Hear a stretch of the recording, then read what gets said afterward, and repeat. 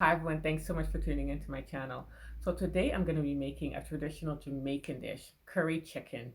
Now this used to be a Sunday dish that we have with rice and peas and salad on the side, but of course you can eat it with any side dish that you choose. So stay tuned for my Jamaican curry chicken recipe. I'm starting off with 8 chicken thighs. I've cut off the skin, taken out the bone, and cut into small pieces. I usually soak my chicken in a vinegar and water mixture before seasoning. So this is about half a cup of vinegar and about 5 cups of water. And I'm going to let this soak for about 10 to 15 minutes. As for the chicken thigh bones, I'm going to put them in a freezer bag and keep them in the freezer for until I make bone broth. So I'm chopping up 2 stalks of scallion, about a tablespoon of fresh ginger, and this will really enhance the curry flavor. And I'm using 3 cloves of garlic. I'm also going to be adding some red onions, but you can use yellow onions if you like. And these are a couple of tomatoes from our garden that we pick and we froze and then we use throughout the year. And these are thawed out, and that's why they're so watery. And I'm adding them to the bowl.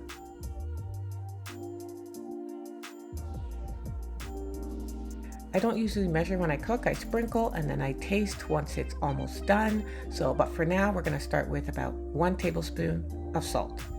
This is about 1 tablespoon of all-purpose seasoning, about 2 teaspoons of black pepper. This is about 1.5 tablespoons of thyme. Fresh thyme would have been ideal, but I didn't have any on hand, so I'm using dried thyme here. And this is about 2 tablespoons of Jamaican curry powder. We like to add a little bit of spice in our curry chicken, so I'm adding just a little bit of my mother-in-law's homemade pepper sauce, but you can find Jamaican pepper sauce in the spice section of your grocery store, or you can leave it out if you'd like. So I'm mixing everything really well to make sure that all those herbs and spices are mixed well into the chicken. I've put my stove on medium and added about 1 tablespoon of avocado oil, and once the pot is hot, I'm going to add my chicken mixture. So while the chicken is cooking, I'm going to peel and dice up 4 medium-sized potatoes. And I'm also going to chop up 2 carrots. This is totally optional, but I do like to add a little bit of curry to my potatoes and carrots as well. My curry chicken has been cooking for about 35 minutes, and this is the time when I do a little bit of taste test to see if it needs any salt or pepper or any other seasoning.